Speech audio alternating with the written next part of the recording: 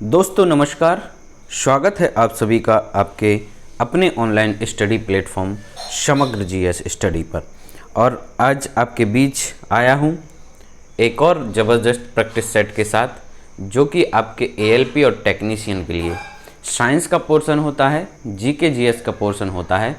उसके लिए ये जो क्वेश्चन पेपर है या यूँ कहें प्रैक्टिस पेपर है, ये काफ़ी महत्वपूर्ण होने वाला है। तो आप लोगों से अपेक्षा करते हैं कि आप लोग वीडियो को अंत तक ज़रूर देखेंगे, ठीक है। और हाँ, यदि आप चैनल पर पहली बार आए हैं, चैनल को सब्सक्राइब करना ना भूलें, ठीक है। चैनल को सब्सक्राइब करें, बेल आइकन को प्रेस करें और साथ में हमारे वीडियो को लाइक और शेयर करें, ठीक है। तो आपका ज़्यादा समय ना लेते हुए, चूँकि हमारी अब परीक्षा जो है नज़दीक है, आपको जून जुलाई में आपको एग्ज़ाम हो जाएगा एएलपी का, ठीक है, होना है आपका। तो अब ये टाइम आपका तैयारी का है, इसमें ज़बरदस्त तैयारी करनी है, इसमें हम भी आपका सपोर्ट कर रहे हैं। तो आप अपनी तैयारी को निरंतर जारी रखें, ठीक। तो चलिए शुरू करते हैं और लेते हैं हम अपना आज का पहला प्रश्न। कह रहे हैं कि निम्नलिखित में से कौन सा ग्रह सबसे कम समय में सूर्य का चक्कर लगाता है। तो जो सबसे कम समय में सूर्य का चक्कर लगाता है उस ग्रह का नाम है क्या? बुध, ठीक है। बुध ये कितने 88 दिनों में, ठीक है, 88 डेज में सूर्य का चक्कर लगा देता है। सबसे कम समय लेता है। पृथ्वी जो है ये 365.26 दिन लेती है, ठीक है, 365.26 दिन लेती है। शुक्र ग्रह है जो 224.70 डेज लेता है। और शनि जो है कितने 29.5 वर्ष में लगाता है, ठीक है। शनि जो है 29.5 वर्ष में सूर्य का एक चक्कर लगा पाता है, ठीक। तो चलिए आगे बढ़ते हैं। कह रहे दो ग्रह जिनके उपग्रह नहीं हैं वे हैं। दो ग्रह जिनके उपग्रह नहीं हैं, तो उपग्रह जो नहीं है वो किसके नहीं हैं? बुध और शुक्र के, ठीक है। बुध और शुक्र ऐसे ग्रह हैं जिनका कोई भी उपग्रह नहीं है, ठीक है। बाकी सारे ग्रहों का कोई ना कोई उपग्रह है, ठीक है। बाकी सभी के पास उपग्रह है। तो राइट आंसर है हमारा ऑप्शन नंबर बी। आगे बढ़ते हैं। तीसरा कह रहे मानक समय क्या होता है? मानक समय क्या होता है? तो मानक समय जो होता है देश के लगभग बीचों बीच से गुजरने वाली, देश के लगभग बीचों बीच से गुजरने वाली देशांतर का स्थानीय समय, वो क्या कहलाता है? मानक समय कहलाता है, ठीक है। और जो प्रत्येक देश की एक अपनी मानक समय रेखा होती है, ठीक। प्रत्येक देश की अपनी एक मानक समय रेखा होती है, जो कि ग्रीनविच टाइम जो है, ग्रीनविच टाइम से आधा घंटे के गुणांक के आधार पर या गुणांक के अंतर पर ये होती है। तो हमारे भारत की जो मानक समय रेखा है वो 88.5 डिग्री, ठीक है, कितनी है? 82.5 डिग्री, सॉरी 88.5 नहीं 82.5 डिग्री है, ठीक है, पूर्वी देशांतर, जो इलाहाबाद से होकर गुजरती है, ठीक है। इलाहाबाद के निकट एक नैनी जो जगह है वहाँ से होकर ये गुजरती है, ओके। चलिए फोर्थ क्वेश्चन की रात और दिन होने की प्रक्रिया में कौन सा तथ्य सही है? कह रहे कि रात और दिन होने की प्रक्रिया में कौन सा तथ्य सही है? ऑप्शन ए कह रहे हैं कि पृथ्वी का अक्ष 66.5 डिग्री अंश का झुका होना। नहीं भाई, इससे रात दिन नहीं होंगे, झुकने से कोई फर्क नहीं पड़ता। पृथ्वी का सूर्य के चारों ओर परिक्रमण, पृथ्वी है जो, तो मान लीजिए ये सूर्य है और पृथ्वी चारों ओर परिक्रमण कर रही है, तो इससे रात और दिन नहीं होगा। इससे क्या ऋतु परिवर्तन होता है। पृथ्वी का अपनी अक्ष पर घूमना, ठीक है, ये अर्थ है और ये इसकी अक्ष है, तो इस पर इसका जो रोटेशन है उसकी वजह से क्या होता है? रात और दिन होता है। तो यहाँ पर ऑप्शन नंबर सी हमारा करेक्ट हो जाता है। नेक्स्ट है, कह रहे कि भारत में अर्थव्यवस्था कैसी है? भारत में अर्थव्यवस्था कैसी है? तो भारत अभी क्या है? एक विकासशील देश है। तो यहाँ की जो अर्थव्यवस्था है वो कैसी हो गई? विकासशील अर्थव्यवस्था है यहाँ की, ठीक है। चलिए आगे बढ़ते हैं, लेते हैं छठा प्रश्न। कह रहे भारतीय रिजर्व बैंक का लेखा वर्ष, भारतीय रिजर्व बैंक का लेखा वर्ष कब होता है, यानी किस महीने में होता है? तो भारतीय रिजर्व बैंक का जो लेखा वर्ष होता है वो होता है जुलाई और जून के महीने में, ठीक है। यानी जून जुलाई के महीने में भारतीय रिजर्व बैंक का लेखा वर्ष होता है। ठीक, तो right answer option number B. आगे बढ़ते हैं। केंद्र सरकार के बजट के चालू खाते में व्यय का सबसे बड़ा मद। केंद्र सरकार के बजट के चालू खाते में व्यय का सबसे बड़ा मद कह रहे कि मतलब केंद्र सरकार का सबसे व्यय जो है वो कहाँ पर होता है, चालू खाते में। तो चालू खाते में जो सबसे अधिक व्यय होता है वो किस पर होता है, ब्याज के भुगतान पर। कहाँ पर होता है, ब्याज के भुगतान पर सबसे अधिक व्यय होता है। राइट आंसर होगा ऑप्शन नंबर सी। आगे बढ़ते हैं कि भूकंप की तीव्रता मापने के लिए कौन से यंत्र का प्रयोग करते हैं। तो काफ़ी सिंपल क्वेश्चन है, आप लोगों ने इसको कई बार लगाया होगा, ठीक है, कई बार पढ़ा भी होगा। तो भूकंप जो मापा जाता है वो किससे, सीस्मोग्राफ से। ठीक है, सीस्मोग्राफ जो है वो भूकंप का मापने वाला यंत्र है। तो राइट आंसर क्या होगा, ऑप्शन नंबर डी यहाँ पर हमारा करेक्ट हो गया। और बैरोग्राफ यानी बैरोमीटर से हम लोग क्या नापते हैं, तो ये वायुमंडलीय दाब हम इससे नापते हैं। और हाइड्रोग्राफ से अपेक्षित घनत्व या रिलेटिव डेंसिटी। ठीक, चलिए आगे बढ़ते हैं।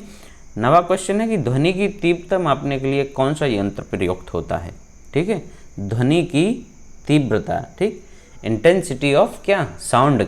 ध्वनि की तीव्रता हमें नापना है तो हम किस यंत्र का प्रयोग करते हैं, तो ध्वनि यानी ऑडियो से संबंधित है तो इसको हम ऑडियोमीटर से नापेंगे। काय से, ध्वनि को और क्या कहते हैं हम, ऑडियो कहते हैं ना, ऑडियो, और जिसमें चित्र दिखता है वो वीडियो, तो इससे रिलेट करके audiometer. Right answer option number C. 10वां प्रश्न है कि कैलोरी यूनिट किसकी है। तो कैलोरी जो यूनिट होती है वो किसकी होती है, हमारी, आपको कितने कैलोरी ऊष्मा की ज़रूरत है। ठीक है, किसकी हो जाएगी, कैलोरी जो होगी हमारी किसकी हो जाएगी, ऊष्मा की होती है। राइट आंसर क्या होगा, ऑप्शन नंबर डी, कैलोरी ऊष्मा की। ठीक है,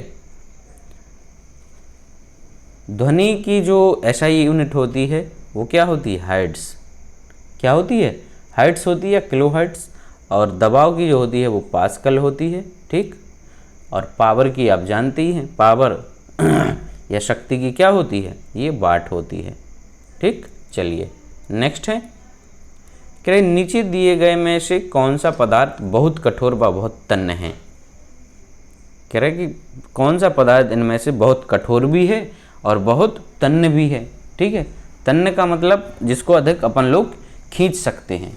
ठीक है, खिंचाव जिसका ज़्यादा हो जाए वो उसकी तन्यता कहलाती है। तो यहाँ पर जो नाइक्रोम दिया गया, ठीक है, नाइक्रोम जो दिया गया है वो क्या है, बहुत कठोर भी है और बहुत तन्य भी है। तो राइट आंसर होगा ऑप्शन नंबर डी। आगे बढ़ते हैं। 12वां क्वेश्चन है कि खानों में अधिकतर धमाके परस्पर मिलने के कारण होते हैं। किसके मिलने के कारण होते हैं, खानों में जो खदानें होती हैं उनमें जो धमाके होते हैं वो किसके मिलने के कारण होते हैं, तो ये जो होते हैं हवा के साथ ऑक्सीजन के मिलने के कारण। ठीक है, हवा के साथ किसके, मीथेन दिया है, हवा के साथ मीथेन के मिलने के कारण होते हैं। ऑप्शन नंबर सी, हवा के साथ मीथेन मिलने के कारण क्या हो जाते हैं, धमाके। तो राइट आंसर क्या होगा हमारा, ऑप्शन नंबर सी। 13वां प्रश्न है कि हाल ही में वैज्ञानिकों ने पदार्थ के कौन से सबसे छोटे भाग का आविष्कार किया था। तो पदार्थ का जो सबसे छोटा भाग होता है वो होता है क्या, क्वार्क। क्या होता है, क्वार्क जो है वो पदार्थ का सबसे छोटा भाग है। राइट आंसर क्या होगा, ऑप्शन नंबर ए। ठीक है, पदार्थ का सबसे छोटा भाग क्या होगा, क्वार्क। ठीक, आगे बढ़ते हैं। कह रहे शुष्क सेल है, ड्राई सेल क्या होता है, ड्राई सेल क्या है, शुष्क सेल जो होता है तो वो क्या है, क्या होता है, ड्राई सेल होता है दोस्त, तो वो प्राइमरी सेल या प्राथमिक सेल होता है। क्या कहलाता, शुष्क सेल को हम लोग क्या कहते हैं, ये प्राथमिक सेल कहलाता है। ठीक है, प्राथमिक सेल का मतलब क्या होता है, प्राथमिक सेल वे सेल हैं जो रासायनिक ऊर्जा को सीधे कैसे विद्युत ऊर्जा में परिवर्तित करते हैं। ठीक है, और एक बार इनका प्रयोग कर लेते हैं हम तो उनको दोबारा प्रयोग नहीं कर पाते, यूज एंड थ्रो वाले ये सेल होते हैं। ठीक, चलिए आगे बढ़ते हैं। नेक्स्ट क्वेश्चन है कि यूरिया को प्रायः खाद की तरह प्रयोग किया जाता है क्योंकि वह स्रोत है। तो यूरिया को खाद की तरह हम लोग क्यों प्रयोग करते हैं, क्योंकि इसमें नाइट्रोजन होता है। ठीक है, यूरिया में क्या पाया जाता है, नाइट्रोजन होता है इसमें, और कितना, ये 46%, इसमें 46% नाइट्रोजन होता है, इसलिए हम इसको खाद की तरह प्रयोग करते हैं। ठीक, चलिए आगे बढ़ते हैं। कह रहे remote control unit TV set को चलाने के लिए नीचे दी गई में से किसका प्रयोग करती है। तो रिमोट कंट्रोल में मतलब कौन सी तरंगों का प्रयोग होता है। तो रिमोट कंट्रोल में होता है हमारा माइक्रो तरंगें। ठीक है, माइक्रो तरंगें, IR ब्लास्टर जो आपके मोबाइल में भी आता है, इसमें क्या माइक्रो तरंगों का प्रयोग होता है। राइट आंसर है ऑप्शन नंबर सी। आगे बढ़ते हैं। निम्नलिखित में से किसका प्रयोग मृदा सुधारक के रूप में होता है। ठीक है, यानी मृदा को सुधार करने के रूप में इनमें से किसका प्रयोग करते हैं हम। तो मृदा सुधारक के रूप में जो हम लोग प्रयोग करते हैं दोस्त, वो क्या है, जिप्सम। ठीक है, किसानों के लिए जिप्सम, ये पैकेट आते हैं इसके, कहा जाता कि इसको अगर हम लोग अपने खेतों में डालते हैं तो इससे क्या है, मृदा में सुधार होता है। ठीक है, चलिए आगे बढ़ते हैं। क्वेश्चन है कि नीचे दिए गए पदार्थ में से कौन सा पदार्थ स्थायी चुंबक बनाने में प्रयोग किया जाता है। तो स्थायी चुंबक बनाने के लिए हम लोग प्रयोग करते हैं किसका, स्टील का है। ठीक है, इस्पात या स्टील। राइट आंसर क्या होगा, ऑप्शन नंबर बी। इस्पात या स्टील का प्रयोग करके हम लोग क्या बनाते हैं, जो है परमानेंट चुंबक या परमानेंट मैग्नेट बनाते हैं। फिर है कि मल्टीमीटर क्या माप सकता है। मल्टीमीटर जो है कह रहे वो क्या मापता है। तो मल्टीमीटर यानी नाम ही उसका है मल्टी। ठीक है, मल्टी मतलब कई सारी चीज़ें ये माप लेगा। तो मल्टी मतलब ये धारा भी मापता है, वोल्टेज को भी मापता है, और प्रतिरोध यानी रेजिस्टेंस को भी नापता है। तो राइट आंसर हो गया हमारा ऑप्शन नंबर डी। क्या होगा, ऑप्शन डी यहाँ पर हमारा करेक्ट हो जाता है। आगे बढ़ते हैं कि किस प्रकार का मल्टीमीटर अधिक संवेदनशील व सही होता है। अब कह रहे कि कैसा मल्टीमीटर सही होगा और अधिक सेंसिटिव होता है। तो जो यहाँ पर हमारा दिया गया है ऑप्शन नंबर सी, सूचक मल्टीमीटर जो होता है वो क्या होता है, काफ़ी एक्यूरेट भी होता है और सेंसिटिव भी होता है। ठीक है, कैसा होता है, ये एक्यूरेट भी होता है और सेंसिटिव भी होता है। इसको एक नाम से और जाना जाता है ABO। ठीक है, ABO मल्टीमीटर भी इसको या ABO मीटर भी कहते हैं। नेक्स्ट है, ट्रांसफार्मर की रेटिंग को किस यूनिट में व्यक्त किया जाता है। तो ट्रांसफार्मर जो आपका लगा रहता है, आपने सुना होगा, कहते हैं कि कितने किलोवाट का है। तो इसकी जो रेटिंग की जाएगी ट्रांसफार्मर की, वो किस में की जाती है, किलोवाट एम्पियर, KVA में। ठीक है, किस में करी जाएगी, किलो के से हो गया अपना किलो। ठीक है, V से होता है वोल्टेज और A से हो जाएगा एम्पियर। ठीक है, कितने किलो वोल्टेज इसका करंट या जो भी होगा वो करते हैं। ठीक है, नेक्स्ट है 22 में अल्टरनेटर द्वारा कौन सी धारा पैदा की जाती है। अल्टरनेटर के द्वारा कह रहे हैं कि कौन सी धारा पैदा की जाती है। तो अल्टरनेटर से हम लोग AC और DC दोनों तरह की धाराएं पैदा कर सकते हैं। राइट आंसर है हमारा ऑप्शन नंबर सी। ठीक है, क्या हो गया, ऑप्शन नंबर सी यहाँ पर हमारा करेक्ट हो जाता है। ठीक, और जो अल्टरनेटर है वो वर्क किस पे करता है। तो ये करता है चुंबकीय प्रेरण पर। ये भी क्वेश्चन आपको पूछ सकते हैं कि इसका जो सिद्धांत है वो कौन सा है। तो ये चुंबकीय प्रेरण के सिद्धांत पर वर्क करता है। 23वां क्वेश्चन है कि सुचालकों में विद्युत चुंबकीय तरंगों का वेग होता है। जो सुचालक होते हैं यानी गुड कंडक्टर्स होते हैं, कंडक्टर होते हैं, उनमें जो विद्युत चुंबकीय तरंगें हैं उनका वेग कह रहा है कि कैसा होता है। तो उनका वेग जो होता है वो हाई होता है यानी उच्च होता है। राइट आंसर यहाँ पर होगा ऑप्शन नंबर ए। ठीक है, क्या होगा, करेक्ट आंसर जो है वो है ऑप्शन नंबर ए। आगे बढ़ते कह रहे चालकता की यूनिट क्या होती है। चालकता की यूनिट क्या होती है। तो चालकता की यूनिट होती दोस्त क्या, मोह। ठीक है, मोह प्रति मीटर, मोह प्रति मीटर। राइट आंसर है हमारा ऑप्शन नंबर सी। ठीक है, मोह प्रति मीटर जो है वो है क्या है, चालकता की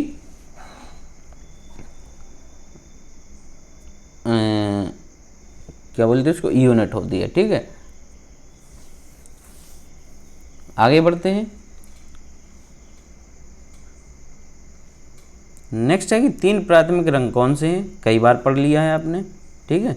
3 प्राथमिक जो हैं लाल, नीला और हरा। राइट आंसर होगा ऑप्शन नंबर बी।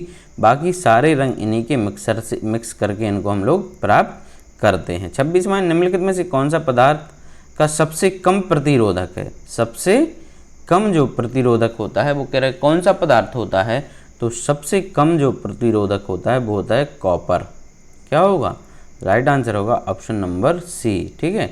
सबसे कम जो प्रतिरोधक होता है वो क्या होता है, कॉपर होता है। आगे बढ़ते हैं। चुंबकीय फ्लक्स की यूनिट क्या है। यूनिट पूछी जाती हैं भाई, ज़रूर आपको हर एग्ज़ाम में देखने को मिलेगी, तो ये काफ़ी ज़रूरी होती हैं। तो चुंबकीय फ्लक्स की जो यूनिट होती है वो क्या होती है, वेबर होती है। राइट आंसर क्या होगा, ऑप्शन नंबर ए। चुंबकीय फ्लक्स की जो यूनिट होती है वो क्या होती है, वेबर होती है, ठीक है। और टेस्ला जो दिया गया है, टेस्ला यहाँ पर दिया गया है, टेस्ला जो होती है क्या है, चुंबकीय क्षेत्र की तीव्रता होती है। ये चुंबकीय क्षेत्र की तीव्रता, ठीक है, तीव्रता, intensity of magnetic field, intensity of magnetic field. Next है कि विद्युत ऊर्जा की इकाई क्या है। विद्युत ऊर्जा की इकाई पूछ रहे हैं यहाँ पे, तो विद्युत ऊर्जा की इकाई क्या होती है, विद्युत ऊर्जा की जो होती है वो होती है किलोवाट घंटा। हमारा जो घरों में मीटर होता है ना घरेलू, तो उसमें हम लोग किस में, किलोवाट आवर में अपना वो बिल आता है, ठीक है, किलोवाट आवर में बिल आता है, ठीक। राइट आंसर क्या होगा, option number D. Option number क्या होगा, डी यहाँ पर हमारा करेक्ट हो जाता है। आगे बढ़ते हैं। कह रहे प्रतिरोध की यूनिट क्या होती है। प्रतिरोध यानी रेजिस्टेंस, पढ़ा ही होगा आपने। तो रेजिस्टेंस की जो यूनिट होती है वो होती है क्या, ओम होती है। राइट आंसर क्या होगा, ऑप्शन नंबर बी, ठीक है। रेजिस्टेंस की जो यूनिट होती है वो क्या होती है, ओम होती है, और इसका जो साइन होता है ये, ठीक है, ओम का साइन। आगे बढ़ते हैं। किसी परमाणु से एक इलेक्ट्रॉन हटा देने के बाद वह परमाणु क्या कहलाता है, ठीक है। किसी परमाणु में से जब हम इलेक्ट्रॉन को हटा देते हैं, ठीक, तो उसके ऊपर क्या आ जाता है, पॉजिटिव चार्ज हो जाता है, ठीक। तो वो क्या बन जाएगा, धनायन बन जाता है, ठीक है। क्या बन जाता है, धनायन बन जाता है। राइट आंसर हमारा ऑप्शन नंबर डी हो गया, ठीक है। धनायन क्यों, क्योंकि हमने उसने किसी को दान कर दिया, उसके पास जो चीज़ थी उसने दान कर दी, तो वो क्या हो गया, पॉजिटिव हो गया, और जो लेता है वो कैसा हो जाता है, नेगेटिव यानी ऋणी हो जाता है, तो वो हो जाता है क्या, ऋणायन कहलाता है। नेक्स्ट है, किसी चालक की लंबाई में वृद्धि होने पर उसके प्रतिरोध का मान, ठीक है। कह रहे किसी चालक की जो लंबाई है उसमें यदि हम उसकी लेंथ को इंक्रीज करेंगे तो उसके रेजिस्टेंस पर क्या प्रभाव पड़ेगा, ठीक है।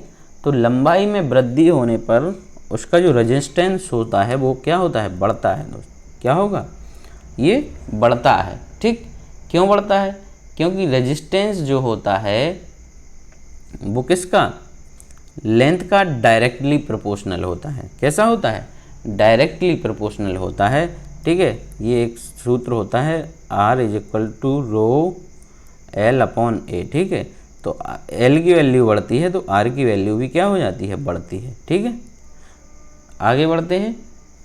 और एरिया के मतलब यदि एरिया बढ़ेगा, ठीक है, तो एरिया बढ़ेगा तो R की वैल्यू क्या होगी, घटेगी। ये इनवर्सली प्रोपोर्शनल होते हैं। 32वां कि ताप में वृद्धि के साथ कॉपर का प्रतिरोध, कॉपर का प्रतिरोध क्या होगा, ठीक है। यदि टेम्परेचर बढ़ाएंगे तो कॉपर के प्रतिरोध में क्या होता है, ये बढ़ता है, ठीक है। टेम्परेचर बढ़ाने पर कॉपर का जो रेजिस्टेंस होता है वो क्या होता है, बढ़ता है, ठीक। तो राइट आंसर होगा ऑप्शन नंबर ए। आगे बढ़ते हैं अंतिम प्रश्न की ओर। कह रहे अंतर्राष्ट्रीय दिव्यांगजन दिवस कब मनाया जाता है। अंतर्राष्ट्रीय दिव्यांगजन जो दिवस है वो मनाया जाता है 3 दिसंबर को। कब, 3 दिसंबर को। राइट आंसर हो जाता है ऑप्शन नंबर डी। तो ये आज के हमारे प्रश्न रहे, ठीक है। ये टॉप 33 क्वेश्चन आज हमने सॉल्व किए। आगे फिर मिलेंगे एक नए वीडियो में, तब तक के लिए आप सभी को हमसे जुड़ने के लिए बहुत बहुत धन्यवाद, ठीक है। Thank you.